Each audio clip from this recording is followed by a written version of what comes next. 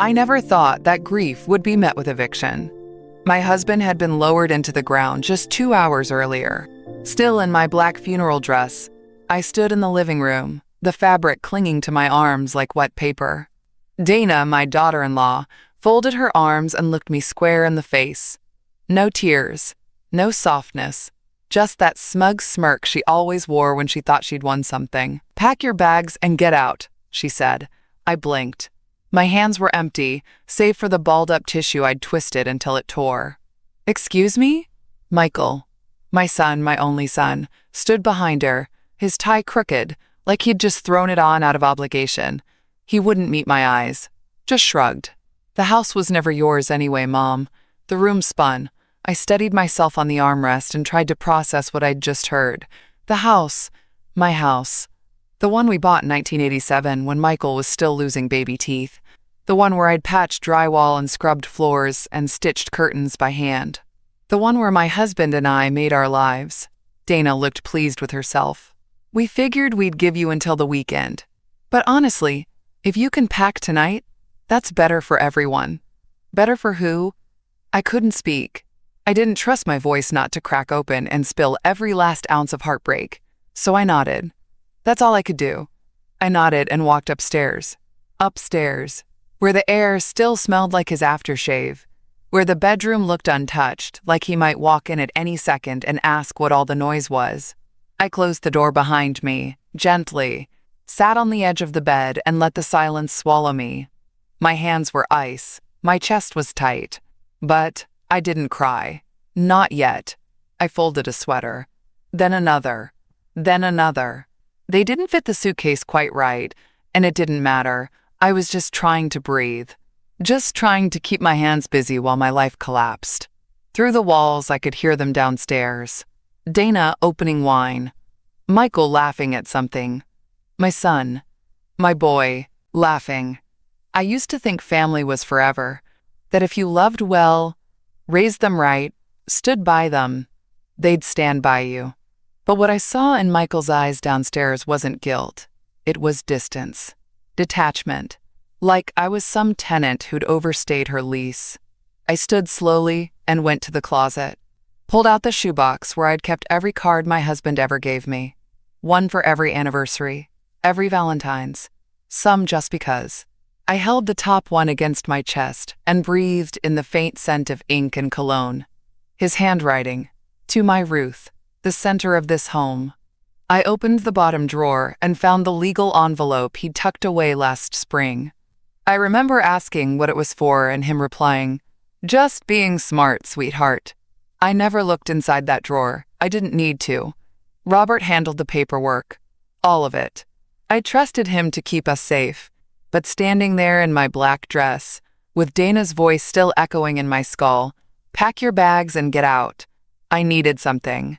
Not an answer. Just proof that I hadn't imagined the life we built. I opened the drawer. Not the bottom cabinet where they kept bills, but the side one. His drawer. His pens. His little notepad with the curling corners. That's when I saw it. A receipt, folded neatly, tucked into his old checkbook. Not dated years ago. Recent. From a law office. I stared at the name. Harold Stein. My heart stuttered. That was the attorney we used when we bought the house. We hadn't needed him in decades. What had Robert been doing there just weeks ago? I didn't know. But suddenly, I needed to find out. Because something about Dana's smug certainty, Michael's shrug, didn't sit right. Robert was careful, quiet, but never careless.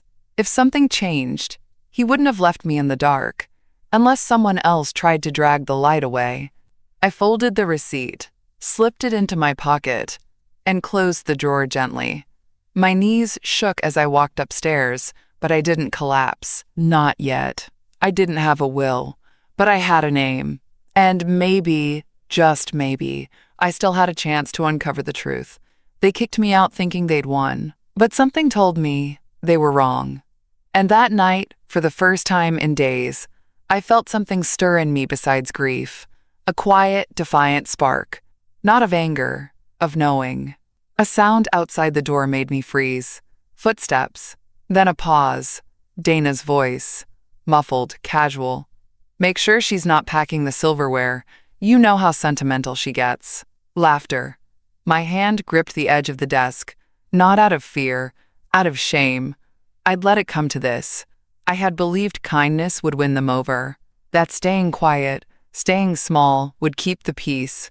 Instead, it erased me. I sat back down and picked up my folded cardigan, pressing it to my chest like armor. I didn't cry. I wouldn't give them the satisfaction, not a single tear tonight. If they thought I was going to beg, they didn't know me at all. The next morning, I stood barefoot in the backyard, holding the watering can like it was something holy. The sun had barely risen, but the roses were already stretching toward the light, just like they always had. I didn't bother with gloves. Didn't care if the thorns bit into me today. I wanted to feel something that wasn't humiliation. I knelt in the dirt and ran my hand over the soil. Damp, soft, alive. I had poured my life into this yard, into this house, into this family. I tilted the can and watched the water soak into the roots. Each flower had a name. Not official ones, but the ones I'd whispered on long nights. After Michael's appendectomy, after the miscarriage, after my husband's cancer diagnosis. This one here. That was hope. And now they stood upstairs, probably still asleep after their celebration, thinking it had all belonged to them. Dana had said it so easily. The house was never yours anyway. What a lie. This wasn't brick and lumber. This was a living map of my soul. Every corner held echoes of a life I built, with bare hands and a hopeful heart. I remembered the night we painted the walls ourselves, my husband smudging blue on my nose just to make me laugh. I remembered the time Michael broke the banister sliding down it with a cape tied around his neck. I remembered the Christmas Eve my husband and I danced in the kitchen at midnight, tipsy on mulled wine and joy. The house was mine. Not because of paperwork, because I breathed into it, because I bled for it, because I became it. The coffee tasted bitter that morning. Not because it was old, but because Dana had made it. She always brewed it too strong, claimed it was European style. I took a sip out of habit, not desire. It scalded the back of my throat anyway. She hovered. That's what I remember most. Dana never hovered. But there she was, circling the kitchen like a vulture, pretending to tidy up, moving paper towels 2 inches left, rearranging mugs in the cabinet, standing too close to Michael, whispering too softly. I was seated at the table, suitcase zipped, purse at my feet. My coat hung neatly over the back of the chair. "Your ride's still coming?" Dana asked, her tone syrupy. Too sweet to be real. "Yes," I answered. "Should be here in an hour." Michael didn't look at me, just stared into his eggs like they were a puzzle. I took another sip of coffee, held it this time, let it rest in my mouth like a lie I wasn't ready to swallow. They thought they'd won. They thought this was the final goodbye. But they were nervous. I could feel it. Something in the air had shifted. Michael kept darting glances at Dana. And Dana? She flinched when I asked one simple question. "So what final paperwork are you two handling this morning?" I said, too casually.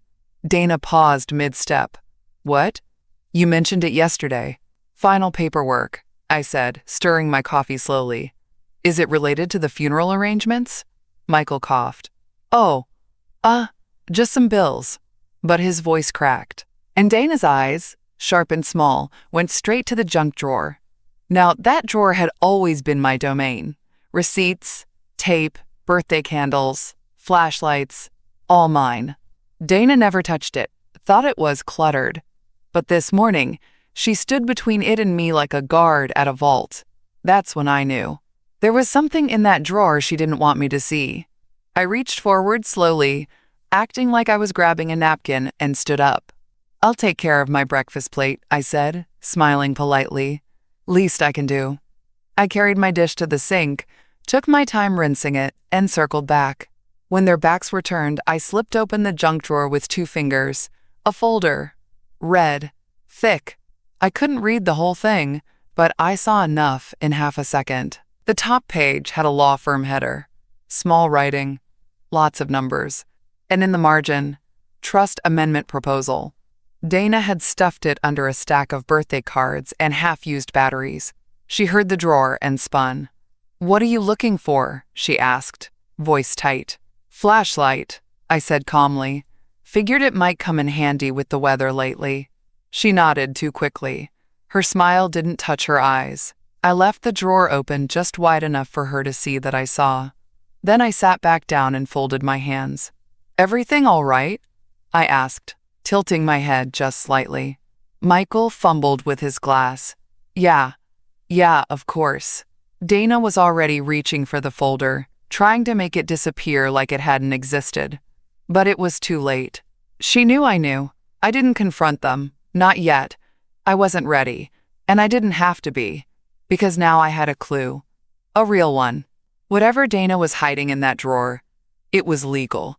And it was recent. And it was not meant for my eyes. They thought I'd leave blind. But I just caught a glimpse of their strategy. And I wasn't about to walk into the night empty-handed. I picked up my coat and buttoned it slowly. Let them breathe easy for now. I was done asking for kindness. It was time to look for answers. I didn't slam the door when I left. I closed it quietly. Quiet was the only dignity I had left. I didn't cry on the way out. Not with Dana standing in the kitchen pretending to sip tea. Not with Michael pretending he wasn't watching from the hallway. I carried my overnight bag like it didn't hold my last thread of pride. Like I was just taking a little trip, not being removed from the house I'd built with my hands, my marriage, my motherhood. I sat in the car, engine off for a full 10 minutes, just staring at the steering wheel. Where do you go when your child tells you you're not wanted? Where do you go when the home you've spent 35 years filling with birthdays, Band-Aids, and casseroles is suddenly not yours? I called my sister Miriam. She answered on the second ring. "Hey," she said, light and casual, not knowing the weight of my silence. "I need a place to stay tonight." She didn't ask why. She just said, "Guest room's made up. Come." I drove there in the dark. Every stoplight felt like a test I hadn't studied for. Every street lamp hit the windshield like judgment. I kept thinking, they're probably already in my bed, laughing, laying claim to what isn't theirs. When I pulled into Miriam's driveway, the porch light was on. She stood in the door with a sweater draped over her shoulders, her hair up in a messy bun like she always wore when she was half worried, half ready to fight. She opened her arms. I walked straight into them. "Oh, Ruth," she whispered. That's when I let myself cry. In her arms. In the driveway. Like a child. Like a woman who'd just been thrown out of her own life. Inside, her house smelled like cinnamon and lavender dryer sheets. She led me upstairs to the guest room. The same room I used to stay in after Robert's surgeries when I couldn't sleep at home. The same room I stayed in after Michael moved out for college. And I didn't know what to do with my hands anymore. The room hadn't changed. Still blue walls. Still floral quilt. Still a little lamp shaped like a lighthouse on the nightstand. I sat on the edge of the bed, my hands gripping the comforter, and said nothing for a long time. Miriam sat beside me. "Did they say why?" she asked gently. "They didn't have to," I said. "They just acted like I was something to clean up, something in the way." She didn't say I'm sorry. She didn't say they didn't mean it. She said, "Then you don't go back. Not like that. Not as someone who can be dismissed." We sat in silence again. I wasn't used to not being in charge. Not cooking. Not fixing. Not covering for people. That night, I lay under Miriam's quilt staring at the ceiling fan, listening to the quiet hum of a house that didn't expect me to disappear. This wasn't my home. But it was safe. 2 days later, I sat with my friend at coffee shop. The coffee was bad. Burnt, bitter, watery. But I didn't care. I just needed the company. Gloria sat across from me, her hands wrapped around a ceramic mug, like it was a lifeline. She was the kind of friend who didn't ask, "How are you?" She looked you in the eye and waited for the real answer. "I'm at my sister's," I said, voice low. "Just for now." She nodded like she already knew. Maybe she did. Small towns are good at keeping secrets until they're not. I stirred my coffee, watched the cream swirl like smoke. They told me to leave the morning of the funeral. Gloria's lips parted, but no sound came out. Just a slow blink, a sharp exhale. She reached over and touched my hand. No pity, just witness. They said the house wasn't mine, I added, like I was squatting in my own memories. That was when Gloria leaned in, voice lowered to a whisper that cut through the dull hum of the cafe. I saw Michael go into a law office last month, by himself. I looked up, startled. What? She nodded. Downtown. Harold Stein's office. Remember him? Old family attorney. I was at the dry cleaner across the street. Michael didn't see me, but I saw him. Walked in with a manila folder, came out 30 minutes later with a face like thunder. I didn't speak. I couldn't. My mind raced back to that red folder in the junk drawer. Gloria sipped her coffee like she was pacing me. You ever see the will? I shook my head slowly. No, but I found something. Just a glimpse. Dana had paperwork tucked away. Something legal. Looked like they tried to change something. Gloria sat back and crossed her arms. Your husband was no fool, Ruth. He may have trusted Michael, but he always had a backup plan.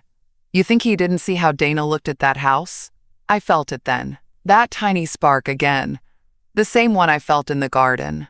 The one that whispered. He knew. He said something to me in March, I said suddenly. I'd forgotten about it. We were sitting on the porch. He looked out over the yard and said, I made sure you're taken care of, even if they get pushy. I thought he was just being sentimental. Gloria raised an eyebrow.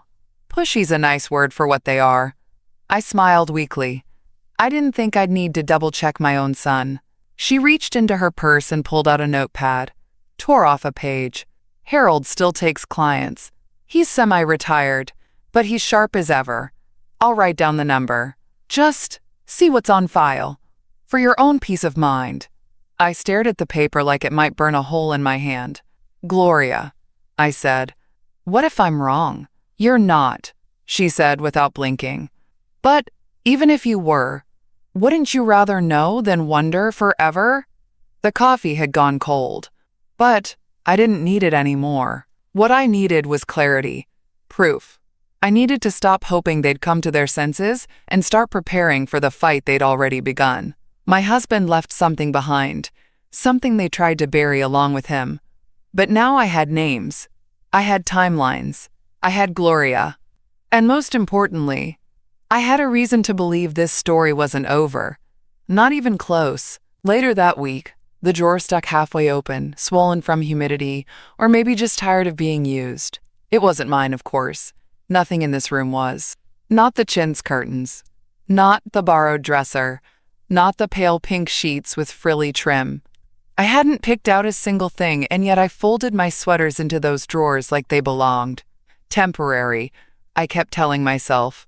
Just until I caught my breath. But breath wasn't the problem. Trust was. I closed the drawer gently and sat on the edge of the bed. The mattress sagged a little, just enough to remind me this was not home. But it was safe, and for now that was enough. My sister had left a note on the nightstand.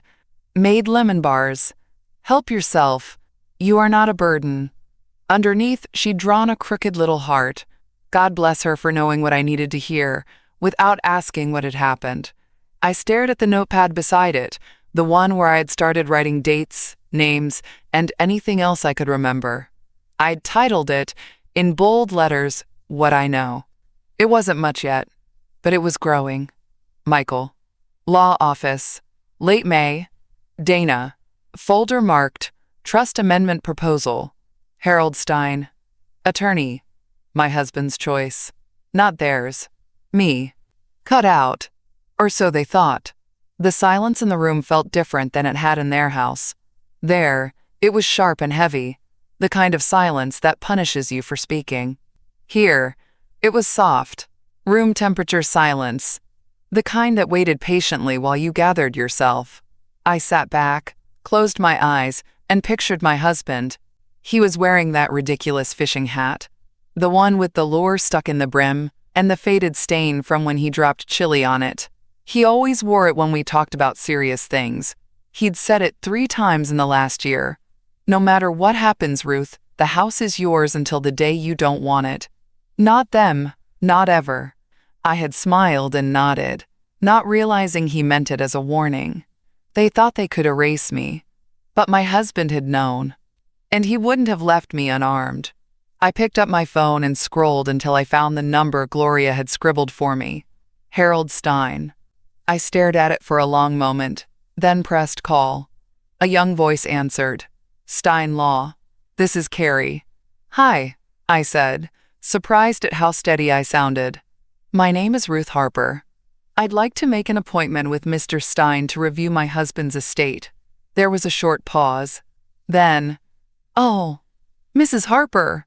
We were expecting someone else. I blinked. Who? Your son, Michael. My grip on the phone tightened. Well, I said calmly, he'll have to wait. She hesitated. Do you have access to the file? I mean, are you listed as... I was married to the man for 42 years, I said flatly. He left me roses in his will long before he left me anything on paper. Carrie cleared her throat. Tuesday at 10 a.m.? Perfect, I said. I'll be there. When I hung up, I didn't feel triumphant. Not yet. What I felt was ready. I pulled the notepad closer, wrote down the appointment time, then circled it twice. Bold. Final. They thought I'd fold, that I'd retreat, that I'd feel too old, too tired, too ashamed to push back. But they forgot what I'm made of, and they forgot who built that house. Memory by memory, brick by stubborn brick. They could take their fake smiles and sneaky folders. I was coming for the truth. The door chimed softly as I stepped into Harold Stein's office, the kind of bell meant to be polite, not alarming. But inside, my nerves felt anything but polite. I had dressed with care. Navy blouse, gray slacks, and the same pearl earrings I wore the day Michael graduated college. I don't know why. Maybe because I wanted to remind myself that I had once been someone he was proud to belong to. The secretary at the front desk looked up, startled. Oh, she said, standing quickly. You must be... Ruth? Yes, I replied, calm and steady. I have a 10 a.m. with Mr. Stein, she blinked. We were expecting Michael. Her voice was friendly, but her eyes searched mine, like she was trying to figure out which character I was in, whatever story had already started without me. Well, I said, offering a small smile, I'm the widow, so I think I'll be the one to close the chapter. She nodded, flustered. Of course. Let me just let Mr. Stein know you're here. As she disappeared down the hall, I took a seat in the small waiting area. The air smelled like wood polish and aging paper, the kind of place where things were still done with pens and handshakes. My husband always liked that about Harold. Framed degrees lined the wall beside me. Harvard, NYU Law, bar admissions dating back to 1974. Harold didn't just dabble in estate law, he built it. Mrs. Harper? His familiar voice called. I looked up. Harold Stein hadn't changed much in the last decade. A little more stooped, perhaps. But the same full head of silver hair, the same tortoiseshell glasses, and the same no-nonsense warmth in his eyes. Come on in, he said, holding the door open for me. His office was filled with paper. Not messy, just full. Like someone who still believed in records, originals, and ink that didn't disappear with a power outage. He gestured to the leather chair across from his desk. I sat. First, he said, folding his hands. I'm sorry for your loss. Your husband spoke of you often, right up to the end, always with warmth. I swallowed hard. Thank you. He nodded slowly, then turned to a thick manila folder on his desk. Now. You said you wanted to review the estate documents. I pulled both versions. I blinked. Both? Yes. He slid the folder open. There's the original version of the trust, dated about 4 years ago. And then there's an amended version, submitted recently. Not by your husband, by your son. I felt my body stiffen. Submitted? He raised a brow. It was unofficial. It showed up about a week before your husband passed. Michael dropped it off himself. Said your husband had signed it before passing, but couldn't locate the original signatures. My hands curled tightly in my lap. Harold continued, carefully. The language in Michael's version removed you as trustee and gave full control of the estate to him and his wife, including the house. I shut my eyes, just for a second. The burn behind them wasn't grief anymore. But, Harold added, flipping a page, your husband came in 3 weeks before he died. Quietly, just him and me. We updated the trust and will. Fully signed, witnessed, notarized. It restores full ownership of the estate to you. I stared at him. Harold looked up, voice steady. Ruth, your husband knew something was coming, and he made sure you were protected. I let the words settle over me like rain on dry soil. Protected. They thought they'd buried the truth with him, but the truth, his truth, was still here. Filed, signed, alive. My voice came out quiet but firm. Then I'm ready to make it official. Harold nodded, sliding the valid will across the desk. The fight wasn't over, but for the first time in weeks, I had the ground back under my feet. Harold closed the file slowly, like he was letting the truth settle into the room before it changed everything. The version your son brought me, he said, tapping the corner of the forged document, was incomplete. No witnesses, no legal notary. Just Michael's signature on behalf of your husband. And Dana's. He raised an eyebrow. Convenient, isn't it? The only 2 people who benefited were the ones signing for the deceased. My jaw tightened. Of course, he continued. I knew immediately it wouldn't hold. But I didn't say anything. I wanted to wait and see if you'd come in first. I looked at him sharply. Why? He gave a small, kind smile. Because your husband told me to expect trouble.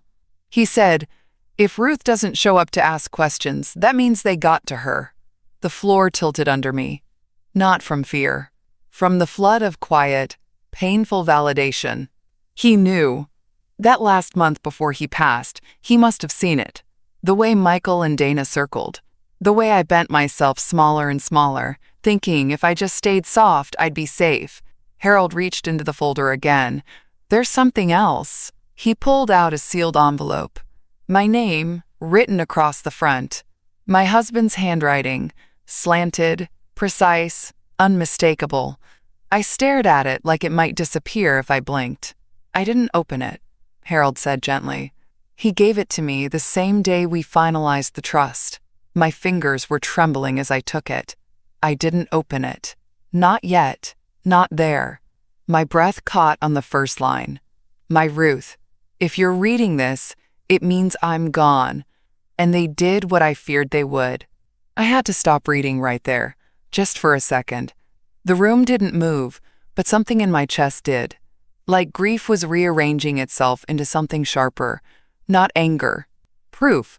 I love our son, but I see what you won't say aloud. He's not the boy we raised anymore. Dana is clever, calculating.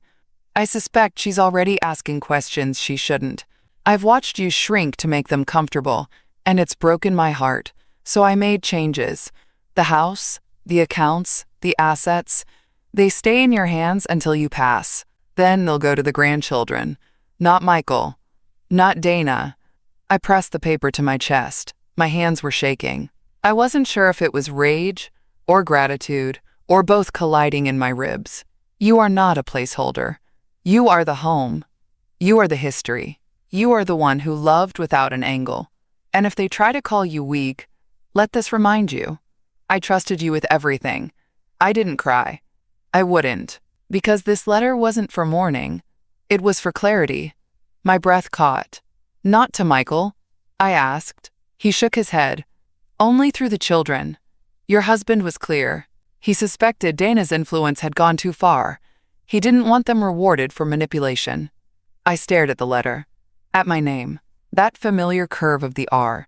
He left me this, not because he doubted me, but because he trusted I'd wake up. I stood slowly. I want to begin the formal probate process. I want everything filed properly. Harold nodded. We'll get started today. And, I added, I want it on record that an attempt was made to submit a falsified will. I won't pursue criminal charges, yet, but I want that noted. Harold's expression hardened with approval. Smart. I slipped the letter into my purse, still unopened. Still heavy. They had tried to cut me out like I was a removable fixture, like I was drywall they could patch over. But I wasn't drywall, I was the foundation. And now, they didn't know it, but the ground beneath their little scheme had just shifted. Dana and Michael thought they'd cornered me into powerlessness. But what they'd really done was activate me. I left the office that day with my shoulders straighter than they'd been in months. The library smelled like dust and dignity. I sat alone in the far corner of the research room, where the light came in slanted and soft through the tall windows. I used to come here for book club. Now it was something else. It was where I began to gather. I'd spread out papers across the wooden table. Photocopies Harold made for me, old property records, my marriage certificate, the deed we filed together in 1992. I had legal ground now. I wasn't guessing anymore. But I needed more than legality. I needed understanding. I needed clarity. Because somewhere between grief and that cold funeral morning, I'd stopped trusting my instincts, stopped seeing clearly. But now every page I read was a page they didn't expect me to turn. They thought I'd curl up and go quietly. But here I was, pen in hand, building a timeline. I highlighted dates. I circled names. Michael had submitted that fake document exactly 8 days after the funeral. That wasn't grief. That was strategy. And Dana? Dana had been orchestrating longer than that. The red folder. The junk drawer. The way she flinched when I asked about paperwork. She wasn't just helping Michael. She was directing him. I pulled out the photo I kept in my bag now, one of me and my husband, sitting under the willow tree in the backyard. He had his arm around me. Our heads were touching. He looked proud. I looked tired. I stared at that photo for a long time. He'd warned me. In subtle ways, little comments that felt odd at the time. He'd started giving me access to more financial records in those final weeks. He showed me how to log into our bank accounts, told me where the mortgage documents were. Just in case, he'd said. It wasn't just caution. It was foresight.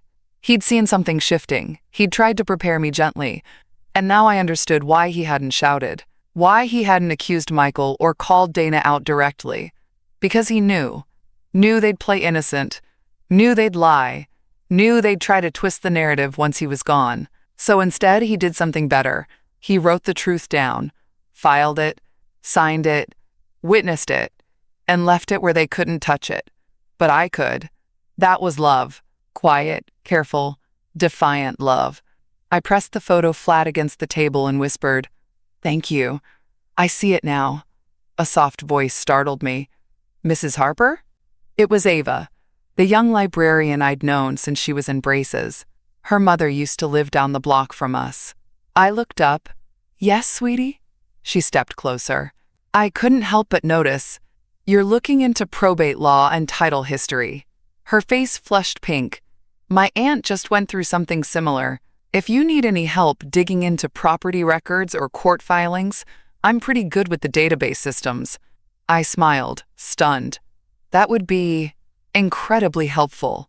She sat beside me, eager. "Who's trying to take what from you?" I chuckled under my breath. "My son and his wife." Her eyes widened. "People really do that?" "They do," I said softly. "But only if you let them." And that's what this was. Not revenge, not bitterness, reclamation. I left the library that afternoon, with a folder twice as thick as when I'd arrived. My hands were ink-stained, my purse heavy with proof, my heart lighter. Because now I wasn't just grieving. I was building. A case. A boundary. A future. It was always the little moments that gave them away. I didn't follow Dana on purpose. I was picking up milk and stamps, walking slow like I always did when I didn't want to go home. The heat clung to the asphalt, and my feet were sore.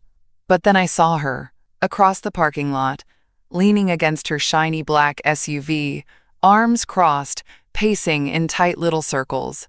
I ducked behind the cart return, the metal still warm from the sun. I don't know why I hid. Habit, maybe. Years of shrinking myself made hiding second nature. But I heard her voice. Tight, shrill, and nothing like the sweet tone she used with church ladies or Facebook posts. "Well, then where's the money supposed to come from now?" she hissed into the phone. "Don't you get it? That was the plan, Michael. You promised me." She paused, face flushed. Her hand flew up to shield her eyes from the sun, but it couldn't hide the panic. "No, I don't care what your mother found out. We already booked the contractor. The deposit's gone. That deck isn't going to build itself." I stood still as stone, the cart handle biting into my palm. I watched her shift her weight, huff, and slam the door shut so hard the entire row of parked cars seemed to flinch. So, they had plans, expensive ones.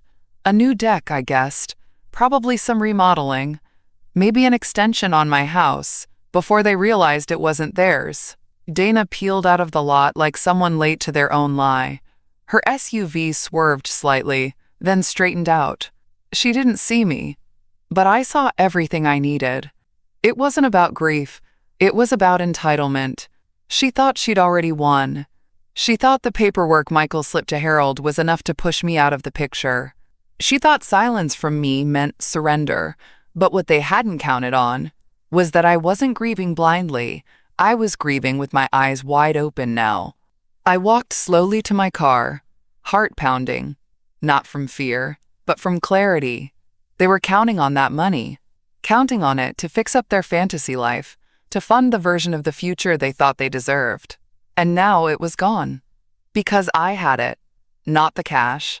Not yet. But the legal power, the trust, the will, the paper trail, the truth. I sat in my car with the AC off, sweat forming at the back of my neck, and I didn't even notice. I just stared through the windshield at nothing. The woman in the parking lot 10 minutes ago wasn't my daughter-in-law. She was my opponent. And she was unraveling. That was what betrayal does when it starts to fail. It unravels in public places, parking lots, courtrooms, conference rooms. She thought she could push me out quietly, with a smug smile and a signature forged behind a funeral veil. But now she was the one scrambling. And me? I wasn't scared anymore. At follow-up, meeting with a lawyer, I said, "I need to schedule a will reading," I said. My voice didn't shake. Formal. With both of them present. I want them to hear it.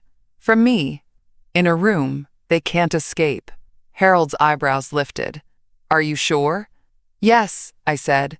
"They deserve to see what he really left behind. Not just the money, the truth." He nodded slowly. "I'll draft the invitation." We went over logistics, probate timeline, trustee powers, the house title transfer already underway. All of it felt surreal, like the pieces were finally falling into place, not by luck, but by preparation, by love that planned ahead. I didn't flinch when the notary stamped the documents, didn't blink when the banker slid over the form transferring trustee access. And I didn't smile, either, because this wasn't joy. It was restoration.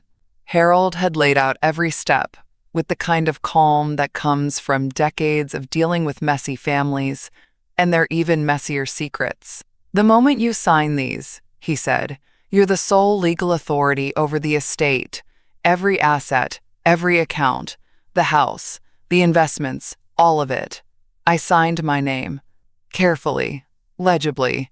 Ruth Harper, bold and permanent. Then I looked up and said, "It's time we put the grandchildren first." Harold blinked. "Excuse me?" "I want to open a new trust," I said, sliding a notepad across the desk. I'd already made the list. For Lily, for James, and for the baby on the way. Each of them gets a share. When they turn 25, Dana and Michael don't touch a cent. He stared at me for a second, then smiled. "That can be arranged." Next, I walked to the bank. Same branch I've been with since 1985. Knew the clerk by name.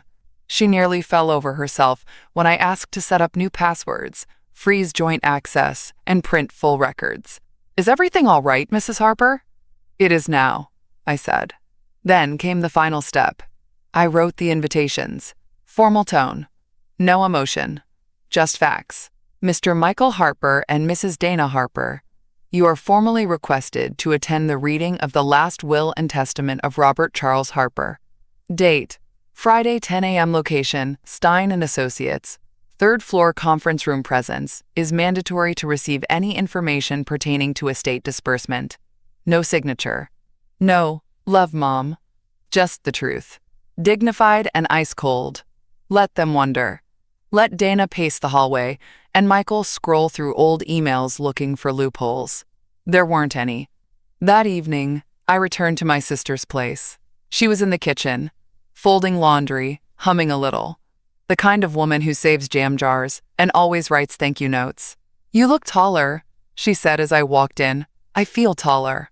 She handed me a bowl of soup and sat across from me like she knew I needed the silence more than the soup. "They're not ready," I whispered. "No," she said. "But you are." After dinner, I went to the guest room and opened the envelope again. The letter. Just one line I kept rereading. "You are not a placeholder, you are the home." That was what they forgot. I wasn't some relic to be swept aside. I was the beating heart of that house, the one who held the birthdays and broken arms and Christmas mornings together. Michael and Dana had forgotten what it means to build something. I arrived 20 minutes early.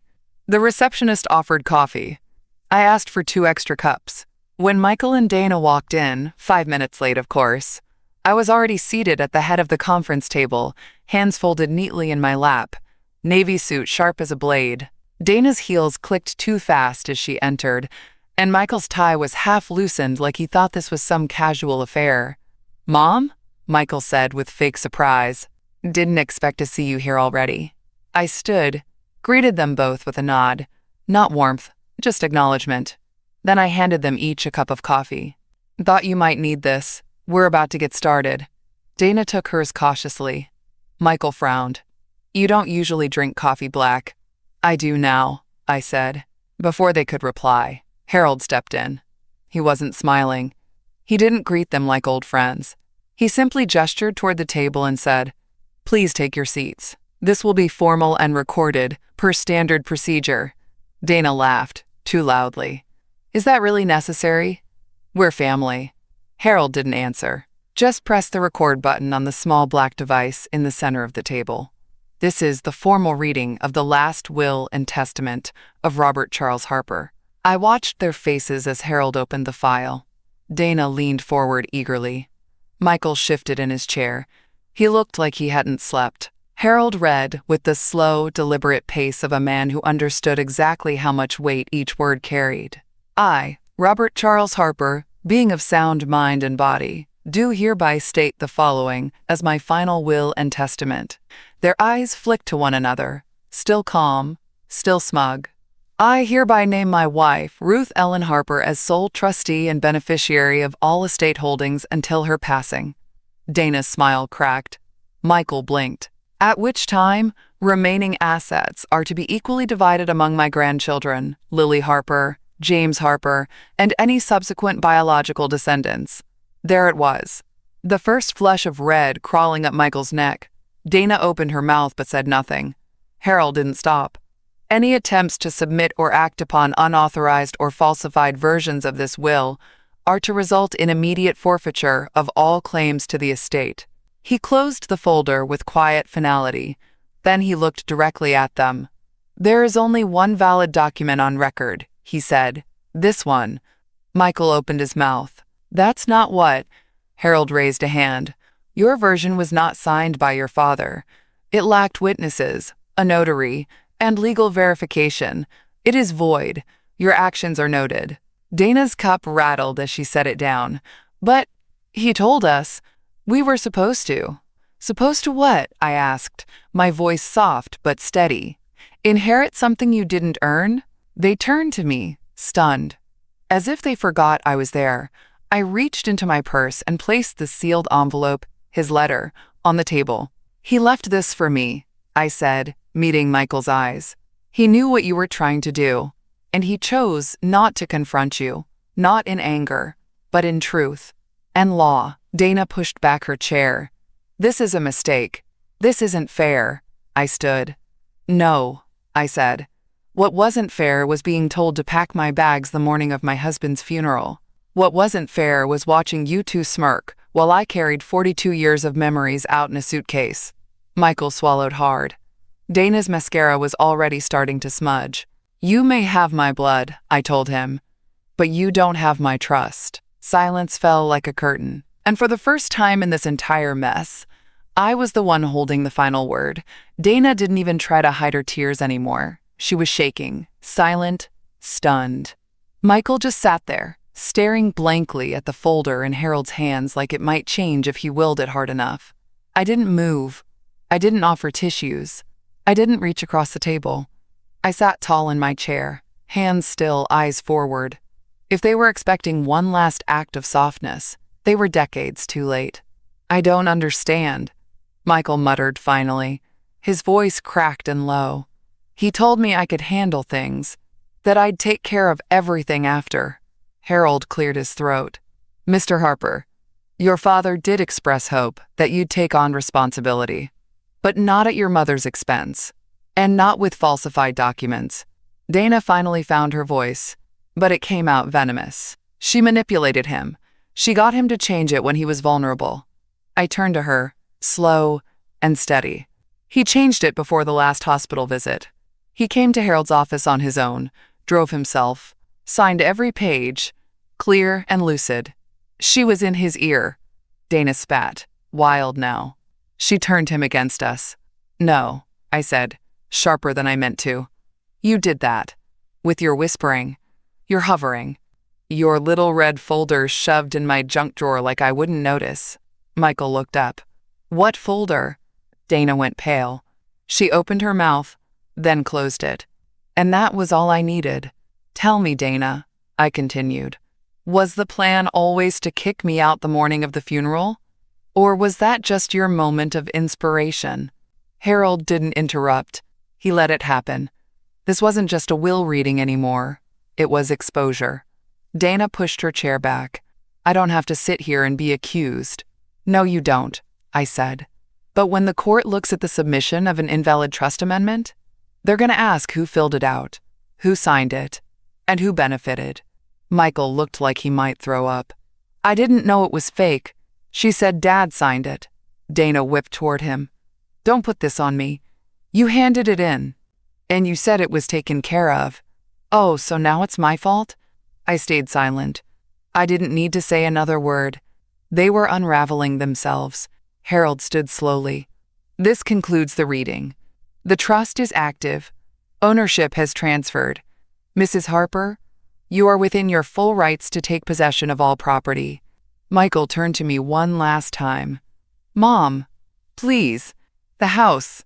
It's where my kids live. You should have thought of that, I said, before you tried to steal it out from under their grandmother. I didn't say it with malice. I said it with clarity, the same way he told me to pack my things. Dana gathered her purse in a fury. We'll fight this. Harold raised a brow. You're welcome to. But be advised, every document we filed is binding. And if you pursue legal action, we'll request a formal inquiry into the attempt to defraud the estate. Her mouth opened, then shut.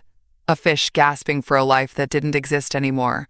Michael stood slowly. So that's it? You're just cutting us out? I met his eyes. You cut me out a long time ago. I'm just drawing the line where it should have been all along. They left without another word. I stood alone in the room, heart pounding, but head high. I didn't win by yelling. I didn't win by begging. I won by knowing who I was, what was mine, and what I would no longer apologize for protecting. The room emptied, but I didn't stand right away. I needed the silence, not the kind they used, like a weapon in that house after he died. No, this was the silence of confirmation, the kind that comes after the last lie is laid bare, after the last mask falls off. I pulled the letter from my purse again. You are not a placeholder. You are the home. My hand traced the words as if touching them could anchor me. I knew what I had to do now. Not just legally, but emotionally. No more limbo. No more wondering what might have been. My husband didn't leave questions. He left answers, and a boundary wrapped in ink and intention. Harold returned to gather the papers. I glanced up. "Did you see their faces?" I asked, not with triumph, just observation. "I did," he said. "They weren't shocked that the will favored you. They were shocked it still favored you. They thought they had buried your part in the story." I nodded. "They thought love made me weak." He gave a small smile. "It didn't. It made you prepared." I stood slowly and walked to the head of the table, rested one hand on the chair where my husband used to sit during those boring tax meetings, always tapping his fingers like a drum while Harold droned on about clause this and subsection that. "I want the house title filed immediately," I said, and the eviction process started. He raised an eyebrow. "They're still living there?" "Not for long." He pulled a small stack of papers from his briefcase. "Already drafted. You just need to sign and date." I did. Every signature was a stone laid in a road back to myself. When we finished, I turned to Harold once more. "He knew what they were doing," I said, more to myself than him. "He saw it, and he didn't stop loving them, but he stopped trusting them. That's what love with wisdom looks like," he said gently. I held the sealed file close to my chest as I walked out. The elevator ride down felt slower than I remembered. The kind of slow that lets your body catch up to the moment. In the lobby, I paused by the door. Through the glass, I saw Dana outside, pacing, phone in hand, barking something to someone. Probably her mother, maybe a realtor, maybe the devil himself. Michael stood farther away, hunched over, hands in his pockets, like a boy waiting to be picked up from detention. I didn't move. I just watched, and I realized something strange. I didn't hate them. I pitied them. They had love once. Real love. Mine. My husband's. The kind that cooks dinner and remembers birthdays and babysits sick grandkids at 2 a.m. But they chose ambition over grace. Control over kindness. A week later, the courthouse was colder than I expected. Maybe it was the marble floors. Or maybe it was the fact that some places carry the chill of accountability in their bones. I stood at the filing window, papers in hand. Neatly signed, properly notarized, every line in order. "Eviction notice," I said to the clerk. "They were notified by mail, but I want it processed through the court. I want it clean." She glanced over the documents, then gave a soft, surprised smile. "Looks like everything's in perfect order, Mrs. Harper." That name meant something again. Not just a widow, not just a mother, a property owner, trustee, executor, the woman who didn't back down. I left the courthouse with a stamped copy in my purse and a calm in my chest that had been missing since the day I stood in the living room in my funeral dress and heard Dana say, "Pack your bags." Now it was their turn to pack. 30 days, that's what they had. No yelling. No locks changed overnight. No drama. Just a clear, legal boundary.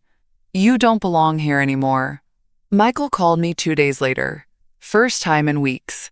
I let it go to voicemail. Then he texted, "Can we talk? Please. For the kids' sake." I didn't reply. Because this wasn't about the kids.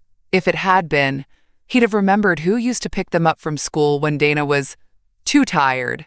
Who baked their birthday cakes? Who kept their baby books when Dana said she didn't have time? This wasn't about the kids. It was about losing access to what they thought was already theirs. Dana didn't bother texting. She sent a lawyer letter instead, thinly veiled threats about undue influence and emotional distress. Harold responded with 3 lines. "All claims are null. Attempt to resubmit forged documents is recorded. Do not contact our client again outside formal counsel." I framed that letter. Not out of pettiness, out of peace. It was the first time in years someone had protected me instead of the other way around. I spent that week preparing the house, not to leave it, but to return to it. I walked the property lines, stood under the willow tree out back, took photos of the roses, now blooming again, like they'd waited for me to come home. Every memory was still there. Every echo of my husband's voice, the way he used to hum when he mowed the lawn, the quiet way he'd press his hand into the small of my back when we passed each other in the kitchen. It hadn't disappeared. It had just been buried, under noise, entitlement, and fake smiles. Now I was clearing it away. My sister helped me pack, not with sadness, with resolve. "We'll do it slow," she said. "Box by box." "I'm not in a rush," I told her. And I wasn't. Because I wanted them to feel the days tick by. I wanted them to see the truth, hanging in the air, every time they opened a drawer or poured a cup of coffee in a kitchen that didn't belong to them. The foundation wasn't cracking beneath me anymore. It was solid, and in just a few weeks' time,